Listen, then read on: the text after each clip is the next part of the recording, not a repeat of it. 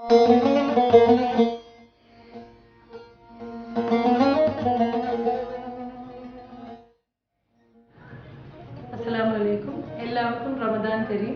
ഇന്ന് നമ്മൾ ഉണ്ടാക്കാൻ പോകുന്നത് ഒരു കീമ പക്കോറയാണ്. വളരെ ഈസി ആയിട്ട് ഉണ്ടാക്കാൻ പറ്റുന്ന ഒരു ഇഫ്താർ സ്നാക്കാണ്. 15 മിനിറ്റ് കൊണ്ട് തന്നെ നമുക്കിത് മിക്സ് ചെയ്ത് ഫ്രൈ ചെയ്ത് എടുക്കാവുന്നതാണ്. ഇതൊരു ഇഫ്താർ സ്നാക്കായിട്ടും കിഡ്സ് പാർട്ടിക്ക് ഒരു ആപ്പിറ്റൈസർ ആയിട്ടും കൊടുക്കാം. അധികം സ്പൈസി അല്ല, നമുക്കിത് പെട്ടെന്ന് തന്നെ ഉണ്ടാക്കിയെടുക്കാം. ഇതിന്റെ ഇൻഗ്രീഡിയൻസ് എന്തൊക്കെയാണെന്ന് കാണിച്ചു തരാം.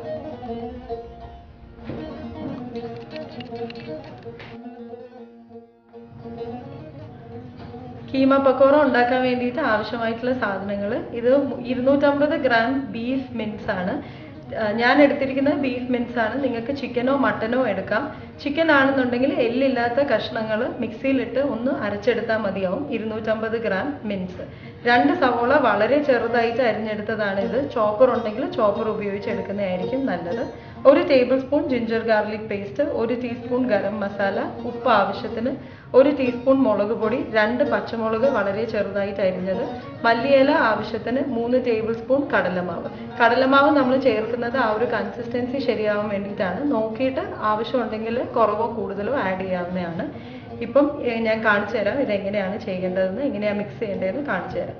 ആദ്യം നമ്മൾ എടുക്കുന്നത് ബീഫ് മിൻസ് ആണ്. ബീഫ് മിൻസ് നമ്മളൊരു വലിയ ബൗളിലേക്ക് ഇതെല്ലാം കൂടെ ആഡ് ചെയ്ത് മിക്സ് ചെയ്ത് എടുക്കാൻ പറ്റുന്ന അളവിനൊരു ബൗൾ എടുക്കുക. ബീഫ് മിൻസ് ആഡ് ചെയ്ത് കൊടുക്കുക. അത് കഴിഞ്ഞ് ജിഞ്ചർ ഗാർലിക് പേസ്റ്റ്, ഇത് രണ്ടും കൂടെ ചേർത്ത് അരച്ചത് ഒരു ടേബിൾ സ്പൂൺ ഉണ്ട്. ഗരം മസാല 1 ടീസ്പൂൺ, ഉപ്പ് ആവശ്യത്തിന്. നോക്കിയിട്ട് നമുക്ക് മിക്സ് ചെയ്തിട്ട് ആവശ്യമുള്ളത് ഇട്ടാൽ മതി. സവോള 2 എണ്ണം വളരെ ചെറുതായിട്ട് അരിഞ്ഞതാണ്.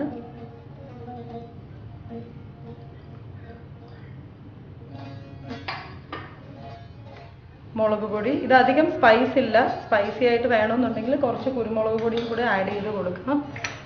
2 പച്ചമുളക്, മല്ലിയില ചെറുതായിട്ട് അരിഞ്ഞത്, കടലമാവ് ഞാൻ ആദ്യം ഹാഫ് ചേർത്ത് കൊടുക്കുകയാണ്. മിക്സ് ചെയ്ത് കഴിഞ്ഞിട്ട് കൺസിസ്റ്റൻസി നോക്കിയിട്ട് ബാക്കി ഇട്ടാൽ മതിയാവും. ഇത് നന്നായിട്ട് കൈകൊണ്ട് മിക്സ് ചെയ്യുക. ഫുഡ് പ്രോസസ്സർ ഉണ്ടെങ്കിൽ ഇതെല്ലാം കൂടെ ഒന്നിച്ചിട്ട് ഫുഡ് പ്രോസസ്സറിൽ അടിച്ചെടുത്താലും മതിയാവും. ഇത് ഫുഡ് പ്രോസസ്സർ ഇല്ലാത്തവർക്കും ചെയ്യാൻ വേണ്ടിയിട്ടാണ് ഞാനിത് സെപ്പറേറ്റ് ആയിട്ട് മിക്സ് ചെയ്തെടുത്തിട്ട് കൈകൊണ്ട് മിക്സ് ചെയ്ത് കാണിക്കുന്നത്.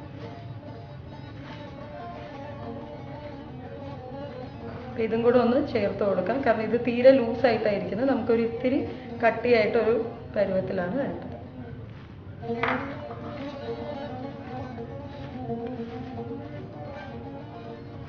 ഇതുപോലെ നന്നായിട്ട് മിക്സ് ചെയ്തെടുത്തിട്ട് ഇനി നമ്മളിത് എണ്ണയിൽ ഡീപ്പ് ഫ്രൈ ചെയ്താണ് എടുക്കുന്നത്. ജസ്റ്റ് പക്കോറ ചെയ്യുന്ന പോലെ തന്നെ ഒരു കുഞ്ഞു കുഞ്ഞു ബോൾസ് ആക്കിയിട്ട് ജസ്റ്റ് എണ്ണയിലേക്ക് ഇട്ടിട്ട് മുക്കി പൊരിച്ചു കൊടുക്കുകയാണ് ചെയ്യുന്നത്.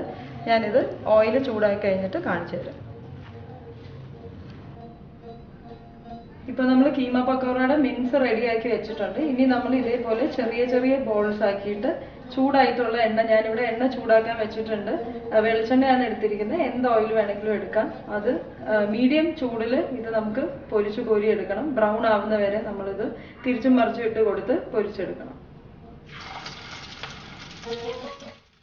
ഇതുപോലെ നമ്മൾ ചെറിയ ചെറിയ സൈസാക്കി ഇട്ട് കൊടുത്താൽ മതി. കാരണം പെട്ടെന്ന് വെന്ത് കിട്ടും. പിന്നെ പക്കോറ ആകുമ്പോൾ വലിയ ഷേപ്പ് ഒന്നും വേണ്ട, ജസ്റ്റ് ഫാസ്റ്റ് ആയിട്ട് ഇട്ട് കൊടുത്ത് വറുത്തെടുത്താൽ മതി.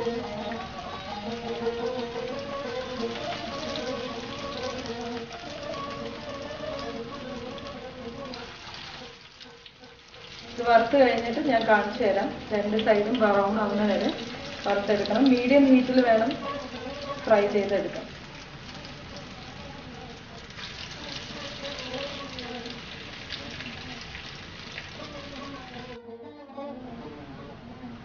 ഇപ്പൊ നമ്മുടെ പക്കോറ ആയിട്ടുണ്ട്. കാണാം, 2 സൈഡും നല്ല ബ്രൗൺ ആയി.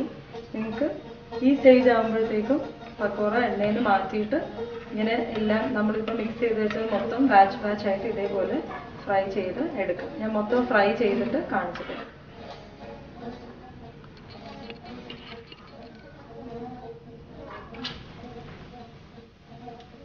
ഇപ്പോൾ നമ്മൾ രണ്ടാമത്തെ ബാച്ചും ആയിട്ടുണ്ട്.